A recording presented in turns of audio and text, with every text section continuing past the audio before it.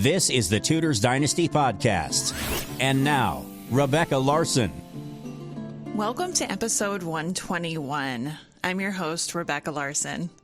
I am so excited to share this episode with you because Steph was able to line up one of my personal favorite historians, and I'm quite jealous. Chris Skidmore joins us today. Now, I know Chris from his amazing biography on Edward VI, but today he'll be answering your questions on Richard III, Henry VII, and the Battle of Bosworth, among many other things.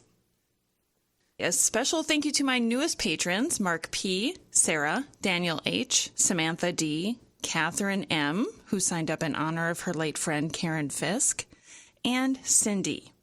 Thank you so much for your support, and thank you so much for the support of all of my existing patrons as well. The show would not go on without you. Do you love this podcast? If you'd like to show your support in a way other than becoming a patron, you can leave a review for the show wherever you listen. But not just any review, a 5-star review. And please leave a written review too, because those truly make my day. I love hearing from listeners and what they love about the show. So what are you waiting for? Pause this right now and go leave a review. Another way you can show your support for this show is by ordering merchandise from my Tudor shop over at Teespring. For that, you will find a link in my bio on Twitter and Instagram. You can search at Tudors Dynasty.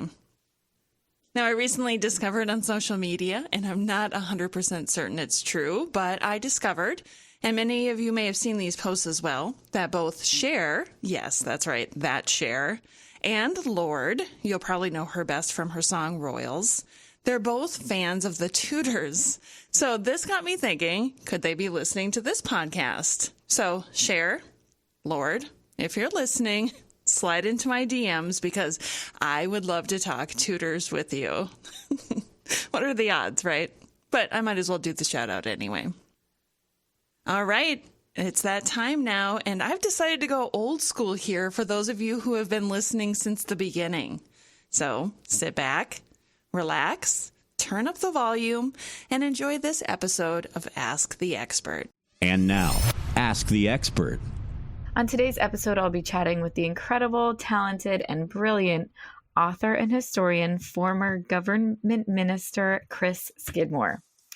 So before we begin, I just want to give a heartfelt thank you to all of our patrons and our listeners who wrote in with questions for today.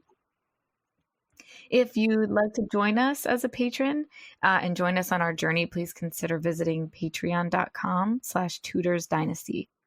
Click Become a Patron and you'll see all the options and what you'll receive if you do sign up. So we couldn't do this without our wonderful patrons. So again, thank you very much. And without further ado, here we are with Chris Skidmore to answer your questions about Richard III, the Battle of Bosworth, and the early years of Henry VII's reign. Thank you for joining us, Chris. Welcome. Thank you, Steph, for having me. Really appreciate it. Anytime. Okay, so let's set the scene first by discussing Richard, Duke of Gloucester, and his upbringing or his relationship with his parents and brothers. Can you tell us a little bit about his early years? Yeah, so as you rightly mentioned, Richard III started off as Richard. Well, he didn't start off as Richard, Duke of Gloucester. That sort of came later. But he was one of the younger-born sons of Richard, Duke of York. I think sort of fourth youngest son, and then gradually a few died along the way. But almost immediately in his childhood was thrown into turmoil when his father decided to effectively oppose the reigning king, Henry VI, the Lancastrian king, and set his own claim out to the throne. And suddenly, Richard of York becomes persona non grata, has to flee into exile when he fails to take the throne. It sort of begins this civil war conflict, as we commonly know it as the Wars of the Roses. And as a result, Richard's childhood, is one that's both itinerant and unstable. After his father is killed at the Battle of Wakefield, when Richard, isn't very old at all, he's sort of 7-8 years old. He's then forced to go into exile across into the Netherlands, into Burgundy, and then he's brought back suddenly when his own elder brother Edward, Earl of March, becomes Edward IV. And so he's sort of this topsy-turvy, polarizing world where suddenly he's nobody, and then suddenly he's raised up to become a prince, actually one of the brothers of the new king. But then he's given this title, Duke of Gloucester, and then even then he's still not only in his brother's shadow, Edward IV's shadow, he's in the shadow of his elder brother, George, Duke of Clarence, as well. And as a result, no one really thinks of Richard as posing a threat. On the contrary, Clarence then sort of becomes the threat as heir to the throne. And he then becomes a bit disgruntled once Edward IV marries Elizabeth Woodville, begins to have children. Clarence is sort of pushed aside.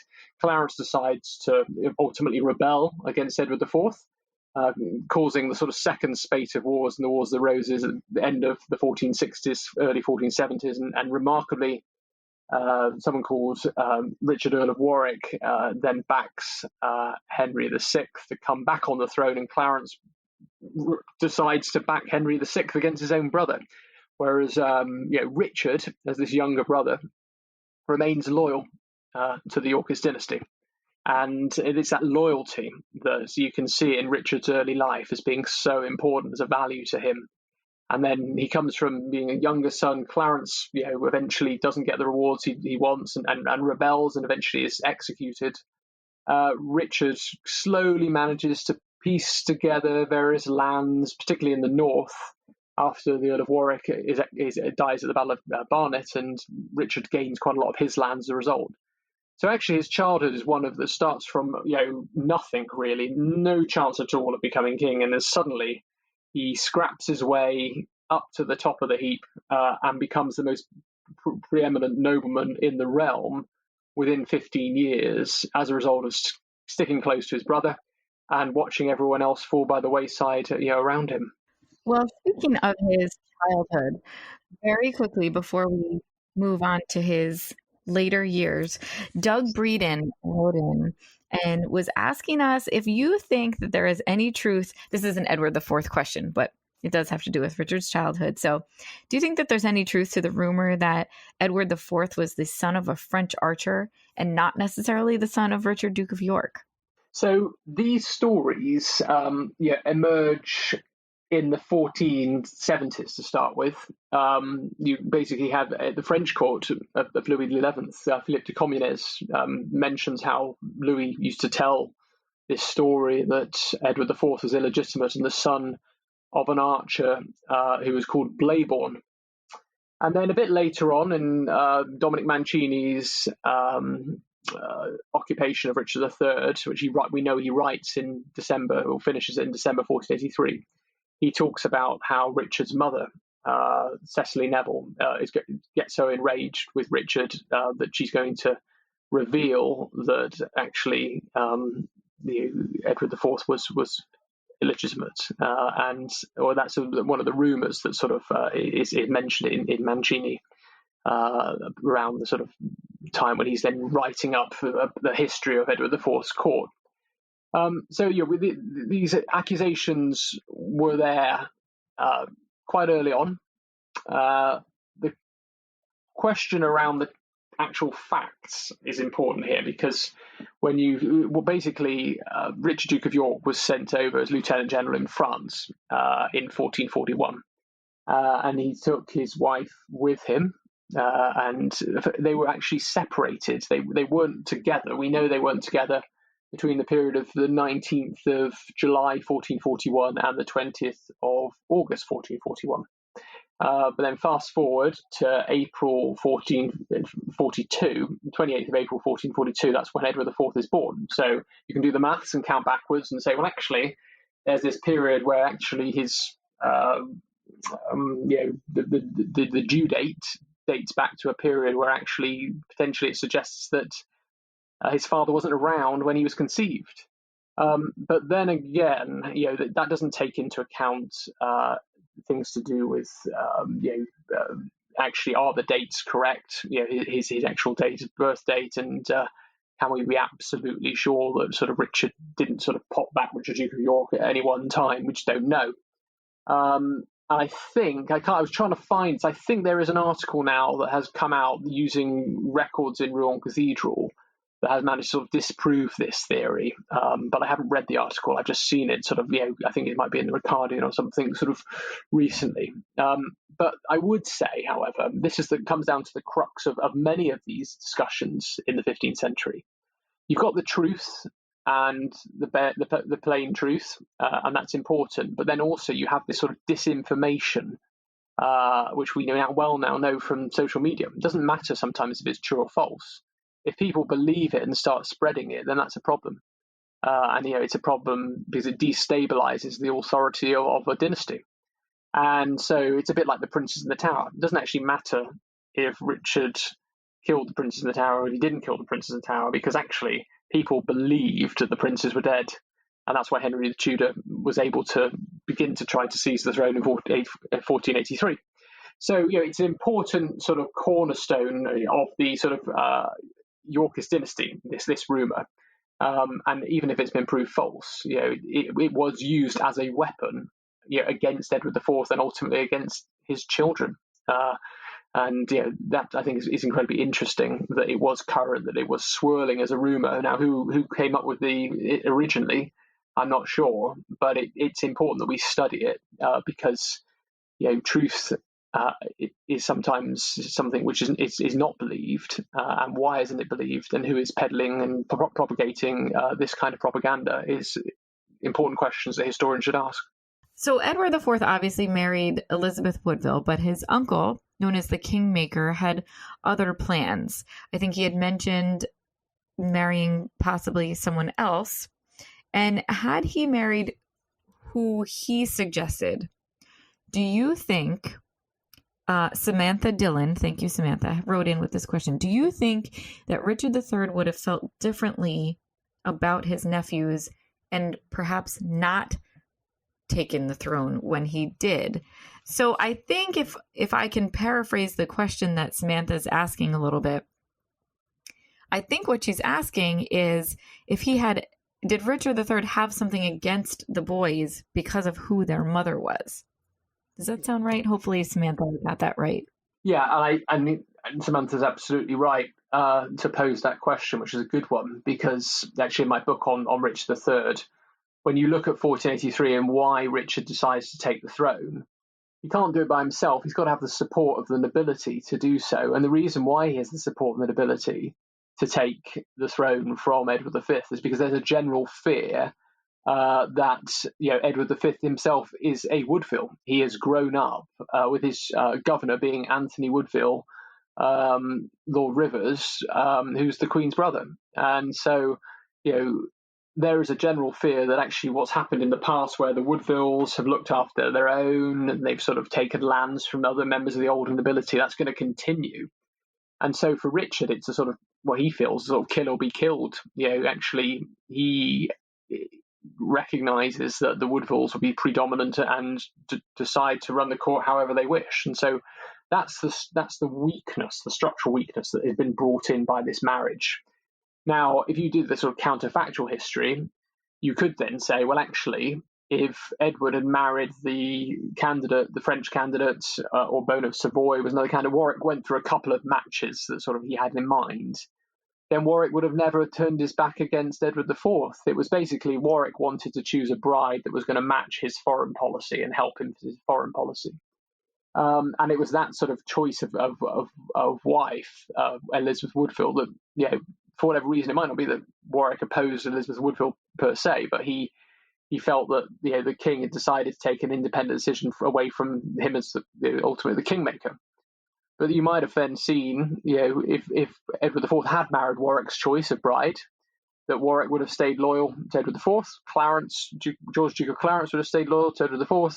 Richard III would still be a minor sort of nobleman. He certainly wouldn't have been able to become Lord of the North because he wouldn't have inherited Warwick's lands, which was critical for Richard III to actually shape his personality. So Richard would have been a minor nobleman in the south. He certainly wouldn't have had, been able to marry Anne Neville or any of these sort of. So actually, the marriage was actually the undoing of the Yorkist dynasty, but actually sort of helped propel Richard forward.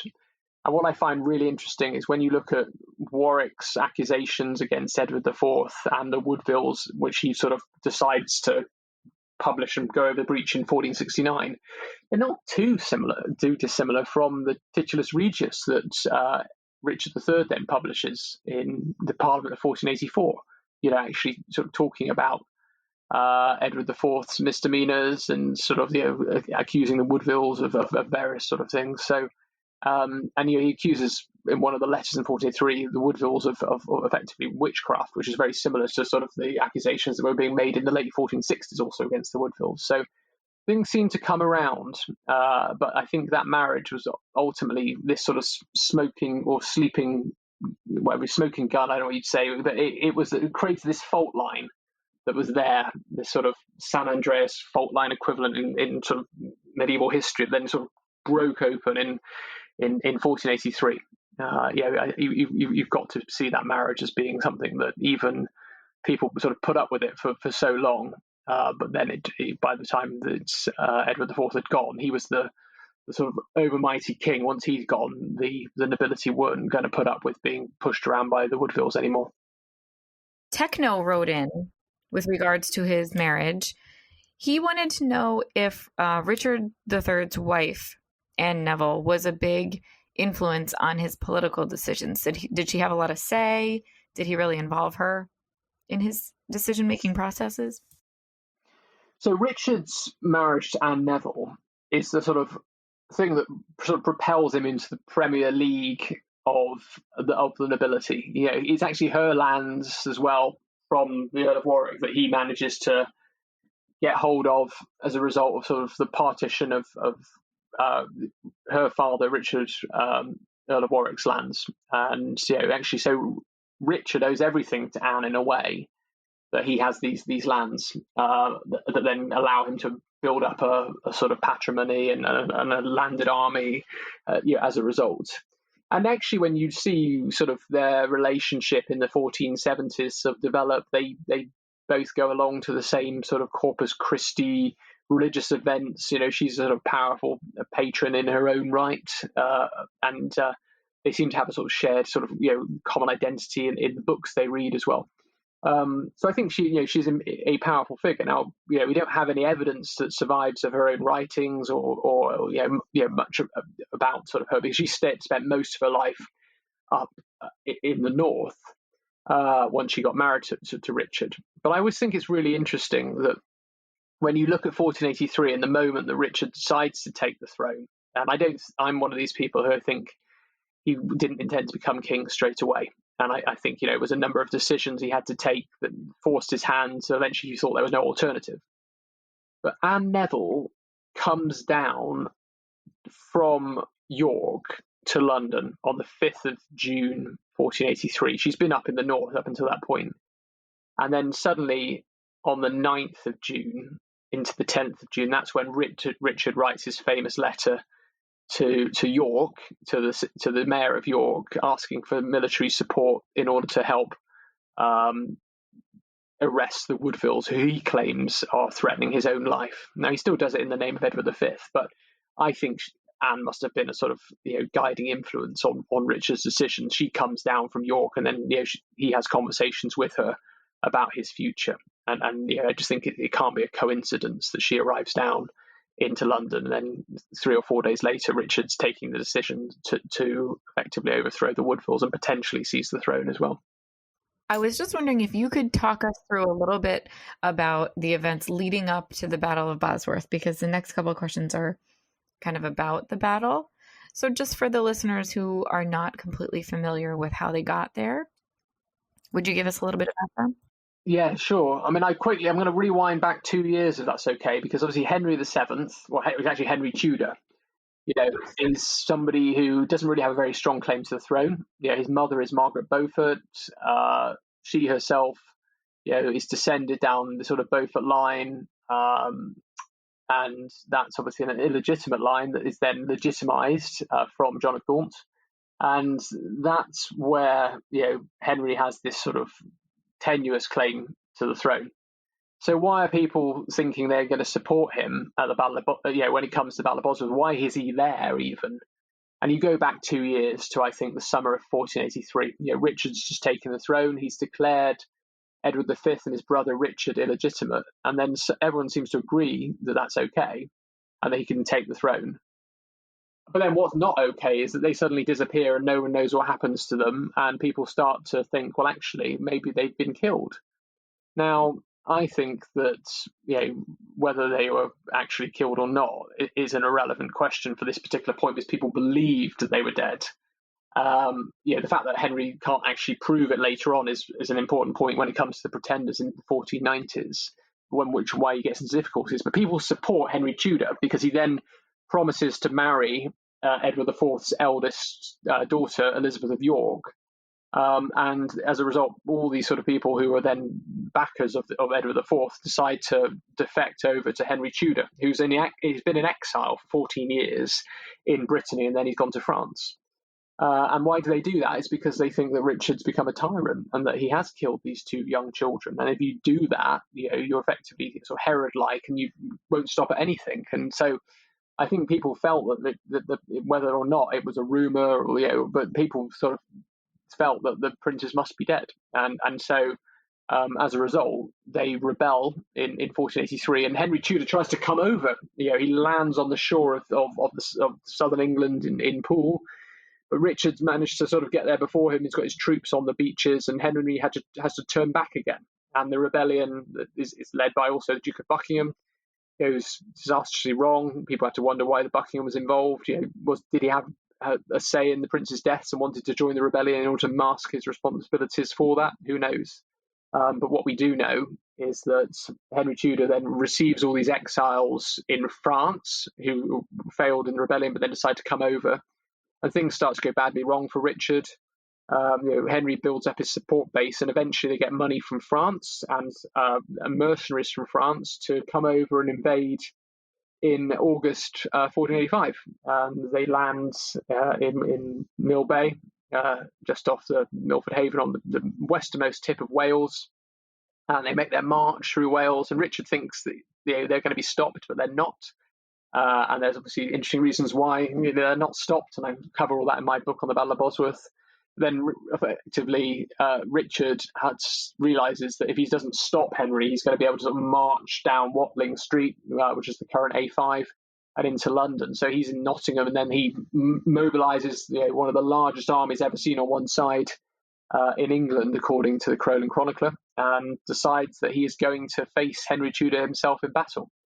And so he calls his nobility with him, but at the same time, there's certain members of the nobility who are dragging their feet, notably Thomas Lord Stanley and William Stanley, his brother, Henry Percy, the Earl of Northumberland. So Richard is a bit suspicious of what's going to happen, and he draws his battle line up in what we know the battlefields move slightly. The Battle of Bosworth is not actually at Bosworth, but it was called a place called Reedmore.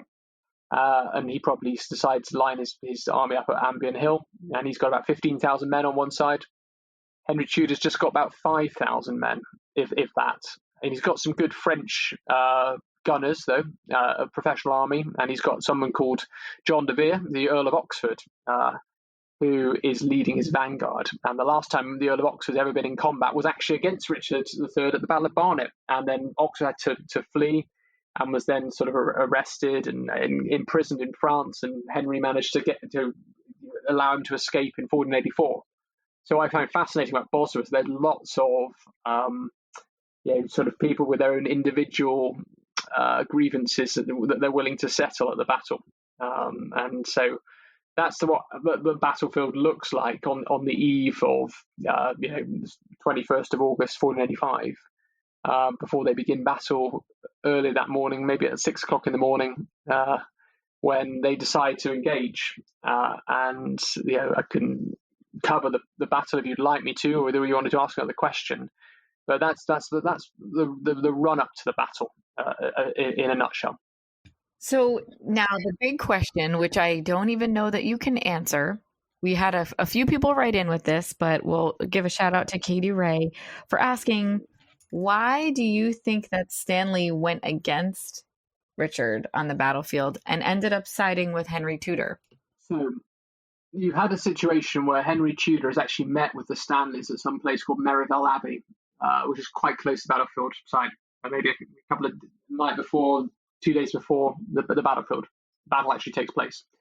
And he's obviously trying to wring out a commitment from the Stanleys to engage or to come onto his side, which they clearly refuse to do so. And if anyone gets to visit the battlefield site, I mean, unfortunately, it's now got sort of hedges and all the land's been cut up into enclosures and fields, and there's a canal running through it. But you can sort of see this battlefield site when these people don't fight on a football pitch. They fight over masses of miles and miles of sort of land, and it's sort of in a basin. And you've got in the bottom there's a marshy area which was known as Reedmoor, which is important for when the battles fought. But the Stanleys seem to sit out up on a hill on one side, around potentially Dadlington.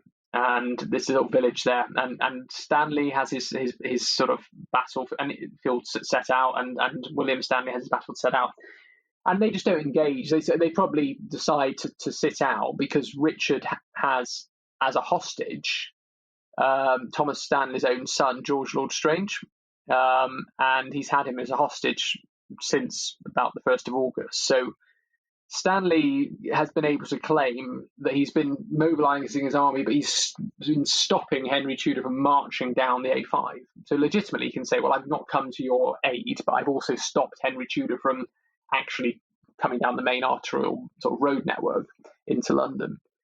But then when the battle commences, does Thomas Stanley sort of decide to hold out because he's waiting to see who's going to win? Or is it because actually, his son is there, potentially going to be executed? Now, there seems to come a point where George Lord Strange is freed by Richard or manages to escape. And I think the Stanleys then realise that Strange is now away from the king's clutches, and maybe that gives them the freedom to make those decisions that actually Strange is not going to be killed as a result, or by Richard. But then also you've had a situation where the battle starts and actually Oxford gets his revenge, and he manages to sort of destroy Richard's own vanguard, led by the elderly John Howard, Duke of Norfolk, and that vanguard collapsing. Normally, then what happens is Richard's got the middle ground, and then at the back you've got the rear guard, and the rear guard is meant to come and help once if the vanguard's in trouble. The rear guard's being led on Richard's side by Henry Percy, the Earl of Northumberland. Now he doesn't move, and that seems to be the turning point in the battle, is that Northumberland doesn't engage. Now, why doesn't Northumberland engage? And this is a question historians will continue to debate for a long time, because on the one hand, Northumberland actually was a childhood friend of Henry Tudor when they were at Raglan Castle together. So perhaps, maybe they knew each other in some form, and maybe actually, they were friends. Well, actually, that's not quite true. Sorry, let's sort of go back. Basically, they had a sort of contact who, effectively, Henry Tudor was a childhood friend with the Herberts. And so whether Northumberland had been sort of spoken to in advance, Polydore Virgil in his manuscript history definitely sort of suggests that they're trying to reach out to Northumberland. But Northumberland doesn't get the rewards I think he felt he deserved after helping to support Richard take the throne. And as a result, does he begin to think about turning against Richard? And who knows what's going on in his heads. But there could be a situation where there's this marsh that's in the way and Northumberland can't engage because the battle's turned around 90 degrees and it stops Northumberland. The marsh is a barrier for actually stopping him actually engaging. So there's different versions of why Northumberland may not actually engage. Unfortunately, 4 years later, Northumberland is actually killed by some of his own men in the north, and one of the reasons is suggested is actually because he betrayed Richard at the Battle of Bosworth. So certainly some people believe that he sat on his hands and didn't help Richard when he should have done. But I think for Stanley, he probably saw Northumberland not moving and thought, okay, Richard's now in trouble because his rear guard's not sort of being involved. And then the king, Richard III, decides to do what you should never do, which is decides to charge in individually into battle. And he spots Henry Tudor's standard. And Henry, is somebody who's never fought a battle. He's never engaged militarily. He's never even had the chance to probably even practice arms. He's been in exile, locked up. So even though he's 28, he's had no military experience. He's being shielded by his sort of supporters. And Richard III's never lost a battle. You've got to remember that. So he thinks, well, this is another battle. I've successfully, led the vanguard at the Battle of Barnet and Tewkesbury in 1471. I've been a fantastic military general in Scotland, won battles in 1482, and so he's never lost. And so he decides to take up arms and puts the crown on his head, and he sees it, I think, very much like a second coronation. If God's on his side, he's going to win. So he charges with sort of his cavalrymen at Henry Tudor. And then he gets obviously very close to killing Henry, I think. If you look at some of the people who then are injured, mortally so, you've got obviously William Brandon, who is Henry's standard bearer, is cut down. There's Percival Thrivold, who has his sort of legs cut from beneath him. And it seems there's this really bloody sort of battle around the standard, which Richard is so close to winning. But then Sir William Stanley decides to charge in with his Welsh troops. And it's William Stanley who sort of then, with thousands of men, sweep Richard's 200 men into this marsh where Richard is then killed. And we can look at the wounds on his body, which suggests potentially that he's, pinned down and then had his helmet cut off and then has a sword struck straight through his head. So we know that because we can see the sword tip on the inside of his skull where it's gone straight through his brains. So it's obviously a point where Richard's sort of taken down and almost have a sort of execution on the battlefield. And the original versions of the more recent, things like the Great Chronicle talk actually about Sir William Stanley actually being the person who hands the throne, Richard's crown, to Henry on the battlefield. And that's changed later on to Thomas Stanley. But Thomas Stanley didn't seem to, sits it out completely, doesn't get involved. And he's always done that. He did at the Battle of Blore-Heath in 1459. He sat it out, didn't get involved. Whereas William Stanley has more to lose potentially. And so he decides, I think, to throw his lot in with Henry Tudor. But 10 years later, William Stanley rebels against Henry Tudor and decides to back Perkin Warbeck. And I think it's interesting to see because, again, William Stanley probably expected great rewards for being the kingmaker, but for Henry Tudor, it placed him in quite an awkward position, having this person who he's totally dependent upon for his life. And I think that was something that, even though he made William Stanley Chamberlain of his household, for a king to feel actually there was somebody who, if it wasn't for Sir William Stanley, he would probably have died, and Richard III would still be on the throne. Probably a difficult burden to hold, really. And so their relationship never really quite gets off the ground as a result. But I think Sir William Stanley probably then knew that George Lestrange was safe. He could see that Henry Tudor was probably about to sort of face an end under Richard and decides to charge in, as a result. But he does so knowing that his wife has died recently, and sort of he's got sort of a situation where his own landed patrimony is at risk as well if he doesn't sort of try to get sort of support. And he's already sort of been declared a traitor by Richard III. That's important to recognise. The Crowland Chronicler talks about Sir William Stanley being declared a traitor several days before the battle, whereas he doesn't do that for Thomas Stanley. So I think Sir William Stanley's got nothing to lose. He just waits his time and then picks it before he charges in. And probably he was always going to get involved, whereas it's unlikely Thomas Stanley was ever going to charge in to the battle. I love that during that you threw in the little nugget about him supporting Perkin Warbeck. So I definitely want to come back to that when we get into the early Henry VII years. But really quick, just to wrap up some of the Richard III questions now. Beth Hunt wrote into us and wanted to talk a little bit about his reputation. I know that obviously, especially in different books and literature and things, he's kind of portrayed as this monster.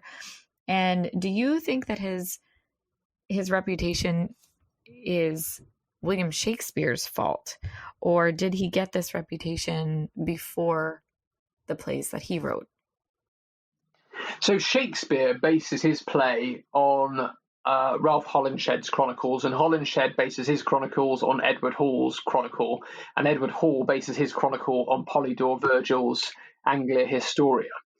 So basically, you've got this sort of body of work that only begins to be written, will actually be published in 1534, so way after Richard's ever been on the throne. That is then actually commissioned. Polydor Virgil is commissioned by Henry VII to write this history. So actually, in a way, Shakespeare does use his Tudor chronicles, but they are set against Richard from the start, and they're highly partial.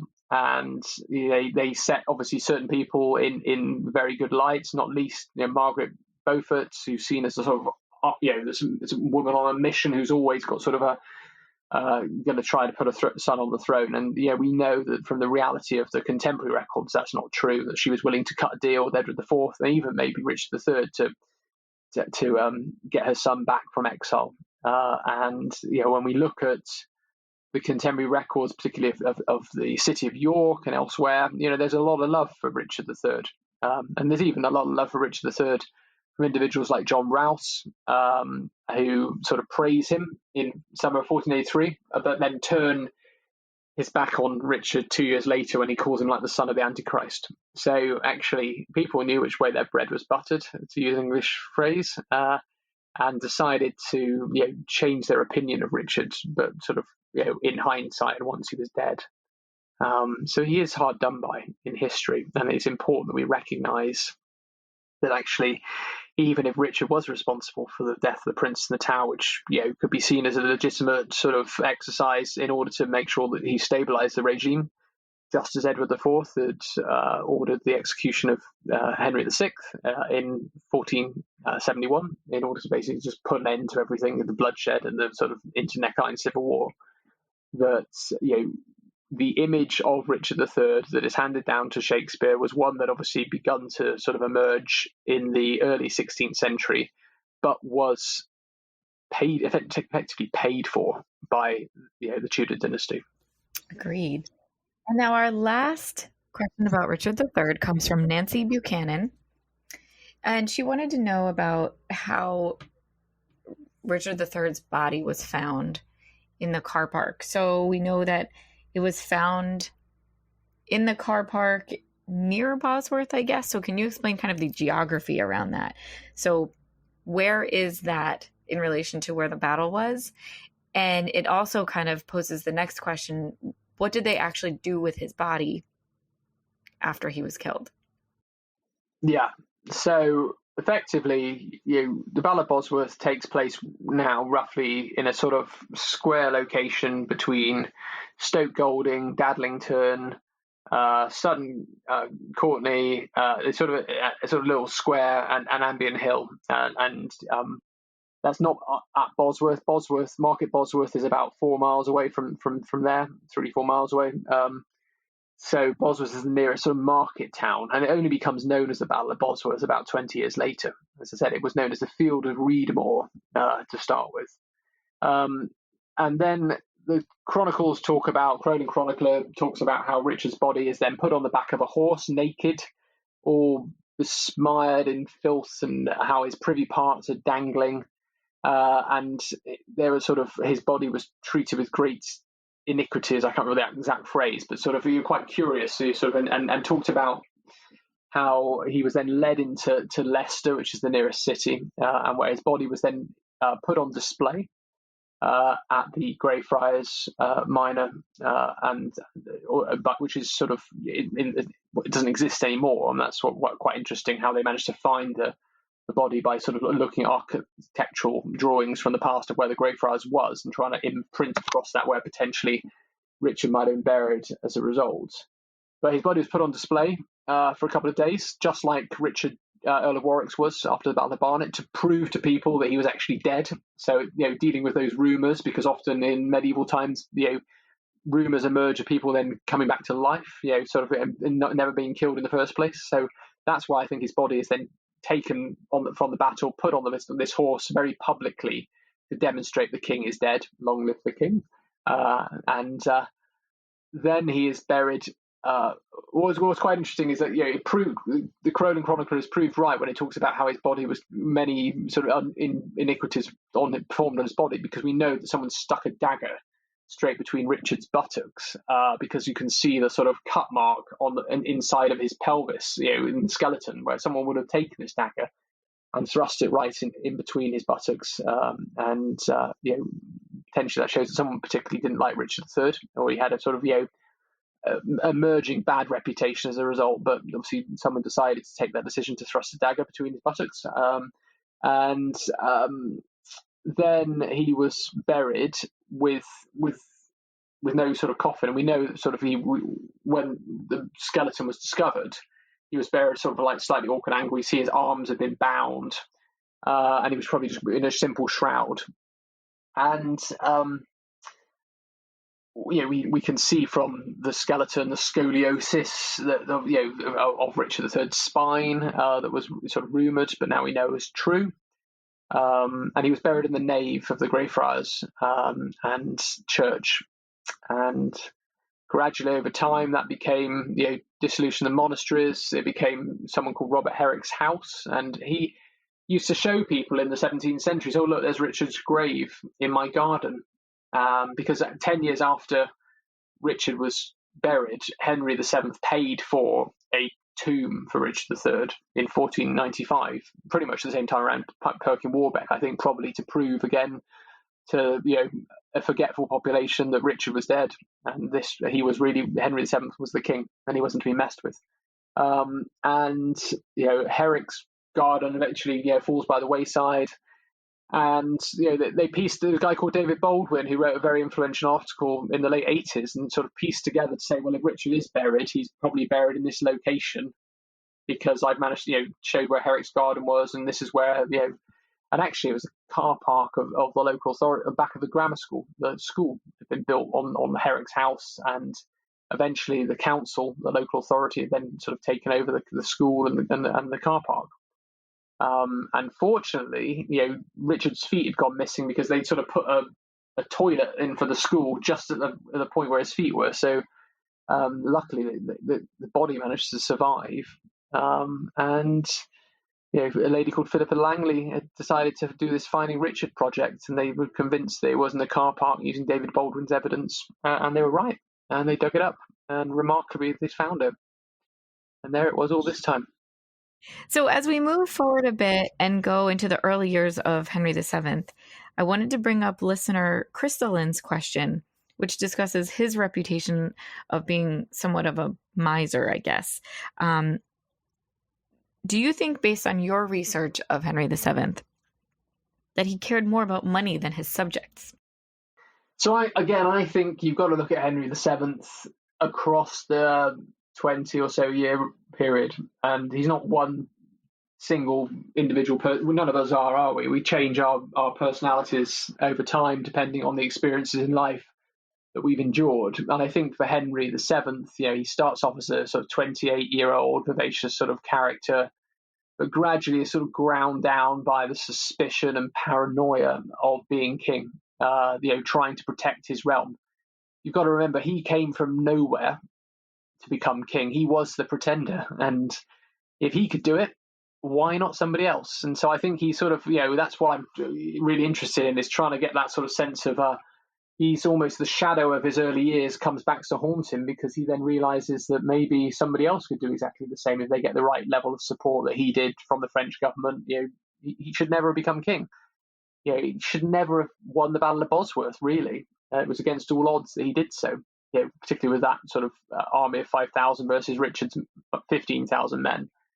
But he then faces a number of challenges from pretenders, basically once surviving Yorkists from the Yorkist dynasty who are not reconciled to the Tudor dynasty. He comes along, Henry VII, and he doesn't have then any sort of residual support within the nobility. He's got to build that up over the years, and this is rocked by the fact that then there's a suggestion that the sons of Edward IV are still alive, which then takes away any legitimacy for Henry Tudor, who's based his legitimacy on marrying Elizabeth of York and reuniting the houses of Lancaster, which he sort of represents through his sort of Beaufort line, and the House of York. But if Edward V happens to be alive, or Richard, Duke of York, Edward V's younger brother, then they come first for people who believe in the Yorkist dynasty. So these pretenders come along, and the big one is Perkin Warbeck, who manages to unlock the recipe that basically suggests if you say you are a prince, a son of Edward IV, then you suddenly find hundreds of men believe you if you manage to be convincing enough. And that's a real challenge for Henry. But as a result, Henry starts to really crack down on all of these things called bonds and recognizances, which are basically to put people under sort of effectively surety, sort of retainder, where basically he said, well, you stump up the cash, and if your mates will stump up the cash if you basically rebel. And so he begins to realize it's quite an effective policy. And once he realizes, it becomes addictive, because he realizes he can start raising money. And then he realizes actually he can buy off people like Maximilian, Archduke Maximilian, who has been supporting these pretenders, if he gives them a load of cash. So he decides to give Maximilian like £100,000 to stop him from playing silly games, supporting pretenders. But he needs to raise the money in. And so it becomes this vicious cycle of actually he needs the money in, because he suddenly realizes that money is king. If he can be financially solvent, he's not dependent on Parliament. He can then buy off people's support against these pretenders. So in a way, the money comes later. It's the money and all the bonds and the miserliness that takes place is all a result of him actually realizing it's the best way of him to secure the dynasty. But I think that sort of comes a bit later on, and his reign sours as a result. But it comes from him sort of then once his son Arthur dies, and he's only got one son, Henry, Duke of York, who obviously becomes Henry VIII. He's not willing to risk anything, and unfortunately, obviously, costs him eventually. Everything costs. You've got to balance up, risks, don't you, and trade-offs. And the trade-off is that he loses support and popularity. So for our final question, I just want to come back. We've talked a couple of times about the pretenders, but have not gotten very far into them. And that was a big part of the reign of Henry VII. So can you kind of just tell us a couple of the main ones, who they were, how believable they were, who they said that they were, that kind of stuff? Yeah, so effectively, Henry VII has a rocky start anyway, but even from 1486, a year into his reign, there's sort of a rebellion by someone called Humphrey Stafford. Although he's not claiming to be anyone in particular, there's a suggestion even in 1486 that someone called Edward, Earl of Warwick, who is George, Duke of Clarence's son, is free. And it suggests there's a rumour going around that he's escaped. We know actually he's in the Tower of London. Henry VI is under lock and key. But if you follow the sort of natural line of inheritance through, people could argue just because Clarence was attainted doesn't necessarily mean that his son should have been attainted and is a legitimate sort of heir to the Yorkist throne, even if the princes are dead. So to start with, it becomes this sort of suggestion that actually Edward, Earl of Warwick, could be the sort of Yorkist claimant to the throne and should be seen as the rightful king. And then in 1487, someone pops up in Dublin claiming to be Edward, Earl of Warwick, and they actually crown him king, and they crown him Edward VI. And actually, one of the key noblemen, John, Duke of Lincoln, decides to then defect over to support this Edward. And he's got the backing of Richard's sister, Margaret of York, who lives in Burgundy, to effectively sort of back a military invasion from Ireland over into northern England in the summer of 1487, and they bring over 5,000 sort of German mercenaries led by someone called Martin Schwartz, and lots of Irishmen also come over, and they decide to try to challenge Henry VII, and they tried to get the support of the city of York, who refused to back him. But this sort of Edward VI character, people wonder who it is, and they have this battle, Battle of Stoke, in June 1487, which Henry manages to sort of rout Lincoln and Schwartz, and everyone dies. But what's really interesting is the Herald's account, who's clearly there at the battle, talks about this boy being arrested, who's claimed to be Edward VI, and his name is John. But then when you look at the later sources like Polydor Virgil, everyone, and it's the one we talk about, is someone called Lambert Simnel, who is impersonating Edward, Earl of Warwick. And we know that, actually someone called William Simnel is attempting to sort of bring this boy up, Lambert Simnel, in Oxford. And there's there's sort of a document from February 1487 in the sort of court of Canterbury records that suggests that he's been arrested. But if he's been arrested, how can then he be at the battle several months later? So it doesn't quite make much sense. Where does this Lambert Simnel story come from? And Virgil talks about how Lambert Simnel is then taken on as a falconer and then eventually turning a spit, sort of as a menial servant in Henry VII's court. And one of the Irish records, the Book of Howth, then talks about these Irish noblemen coming over several years later, and Henry Tudor pointing out to them that this is the Edward VI that they backed in Dublin, and pointing to Lambert Simnel. And the Irish nobleman saying, well, no, it's not, we don't recognise him. So I think there's a big question mark over actually who was this boy child at the Battle of Stoke? Who was this John character that's being referred to by the herald who was there at the battle? And where did Lambert Simnel come from? And it's the work of Jonathan Ashdown Hill sort of talks about this. Was the child who was crowned at Dublin the same character as Lambert Simnel? And I think it's a valid question that doesn't have an answer necessarily. But then you have a second protector who comes along, who obviously is we now know as Perkin Warbeck, who turns up in Ireland in 1491. This time claiming to be this Richard, Duke of York, the younger brother of Edward V. And this seems to be far more successful because, as I said, he then manages to present himself not just as an alternative candidate to the throne, like Edward Earl of Warwick would have been, but he actually presents himself as saying, "Well, I've got a stronger claim to the throne than Henry VII." And the Perkin Warbeck story is one of the most remarkable stories in medieval history. I think that so many people believe through certain marks on his body and the way he talks about life at the court of Edward IV, that he genuinely is Richard, Duke of York. And these sort of really serious people would sort of believe him and go over to join him in Flanders. And Richard's sister, Margaret of York, believes that Perkin Warbeck is Richard, Duke of York. And eventually he's sort of found out not to be. And some people still believe he is. I think he was a very effective impersonator, and he was trained by Etienne Frion, who was sort of Edward IV's French secretary, to understand all these sort of facts that were there at Edward IV's court. And I think it's sort of now proven that when you look at some of the Spanish sources that you can say that Perkin Warbeck effectively was an imposter. But the fact that people believed it, again, comes back to that point around disinformation and what people are willing to believe and why they're believing it, suggests that people just didn't know what happened to the princes in the Tower. People didn't know if they're dead or not. And Henry VII couldn't prove it either. They just disappeared. So it remains an open question.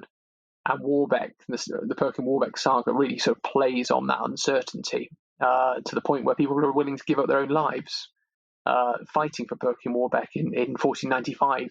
But the fact is, he invades lands in Kent, and he doesn't receive the support that Henry Tudor did. Both Henry has strengthened the monarchy at that point, but equally, people, even though he's got a sort of band of a couple of hundred supporters, most people in England sort of recognise that it's a bit too tall a tale to actually sort of believe. But nevertheless, that is then sort of the saga that sort of plays itself out. Warbeck goes to Scotland, manages to persuade James IV that he manages to, but quite a lot of these people are desperate and wanting to find a pretender figure. And it's no different from Henry VII when he claims to be a son of Henry VI, which is totally untrue, but he claims to be that because the French force him to do that, because the French need to have a sort of to convince themselves they're spending their money wisely. So a lot of this stuff plays on people's ill education, lack of ability, illiteracy. These rumours are very powerful. But Warbeck is eventually arrested in 1497 and then sort of given a second chance, but then he tries to escape, and that's the point at which Henry is ruthless and strikes, because he then decides to not only execute Warbeck, but he decides to execute Edward, Earl of Warwick, who's in the Tower, who he claims, Henry claims that was involved in the sort of attempt to free Warbeck and that was going to place him on the throne. And actually, he's not very sort of capable, sort of bright character. He's probably suffering from some form of mental illness. But Edward of Warwick is then sort of executed in 1499 alongside Warbeck, and as a result, not a drop of doubtful blood is left. The Spanish ambassador declares in his letter back to the monarchs of Spain. So in a way, the 1490s close out suddenly with this sort of it looking like Henry Tudor has just managed to secure the throne, and he's all powerful. But then, obviously, a year later, his elder son Arthur is dead, and it throws the realm back into turmoil again. Well, Chris, I wanted to thank you so much for spending some time with us today and sharing your thoughts and your expertise. Before I let you go, though, I know that we have some breaking news, some kind of you heard it here first stuff for you to share with us about some upcoming literature of yours. Can you tell us a little bit about that? Yeah, that's right. I've kept it under wraps until now, but I thought this podcast was a good opportunity to talk about it. So my next book will be a full-length biography of Henry VII to be published for Bloomsbury. And I'm hoping to finish that by the end of 2022. And it will sort of be published either in 2023 or 2024. Again, sort of covering all these issues, but sort of right from Henry's birth all the way through to his death. I've looked at the Battle of Bosworth in the past, but I think sort of this is going to be my big book on Henry. I want it to cover every angle. So it's sort of something I hope that will be a welcome read when it comes out. But just think of the title. I've got sort of provisional titles of Fragile Dynasty in my head, or maybe The Trials of Henry VII. I'm not quite sure. Maybe get your readers to give me some pointers on what they think would be a good title. Yes, please, everyone who's listening, let us know what you think he should title the book. That's great, and I think that's great too because, as everybody may know already, we already know that you have written a book about Richard III. So that's very interesting to get kind of your thoughts on both sides of the story. Yeah, I think I'm sort of looking to, I'm in my head, my first book was on Edward VI in 2007, and I've sort of gone and done a couple other things like Death and the Virgin on Amy Robsart, and then I did Bosworth, and then I did Richard III. So now my plan is to do Richard III, and I do Henry VII, and maybe if I eventually get around to Henry VIII, I've got the sort of sequence then going from Richard III through to Edward VI. Well, we're here for all of them, so thank you so much. Where can we find the books that you've already written? Yeah, so actually, the Richard III is called England's Most Controversial King in the States, published by St. Martin's Press in 2018. And then we had The Rise of the Tudors. That was what it was called in the States. And again, that was published in 2014, again by St. Martin's Press. And then it was Death and the Virgin Queen, it was called, which was, again, St. Martin's Press in 2011. And then it was 2008, I think the US edition of Edward VI came out as The Lost King of England. But they're all on Amazon, or go to 8 Books if you want to find them secondhand. But yeah, they're all still in print. Perfect. Thank you. And lastly, real quickly, where can we find you on social media if we do want to catch up with you or weigh in on the title of your next book? So yeah, my best account is probably at C Skidmore UK, or one word. I've got 22,000 followers there. So that's one that I sort of engage the most with people on. And always or retweet sort of anyone who mentions my book, or sort of wants to talk about it. I also have at Bosworth Battle, or one word, but that's one of the ones that's a bit of a sleeper account. I used to use a bit, but that's where I follow my historian sort of contacts as well. So yeah, at Bosworth Battle or at C Skidmore UK. Perfect. Well, thank you again for joining us, Chris. Have a great rest of your day. Thanks, Steph. Enjoyed it immensely. Thanks for your time. And that concludes this episode of the Tudors Dynasty podcast. Thank you so much for listening. If you enjoy the show, please show your support by leaving a review wherever you listen. Reviews are some of the greatest gifts that you can leave a podcaster because it suggests their show to people who may not have even known it existed. So thank you so much for your support.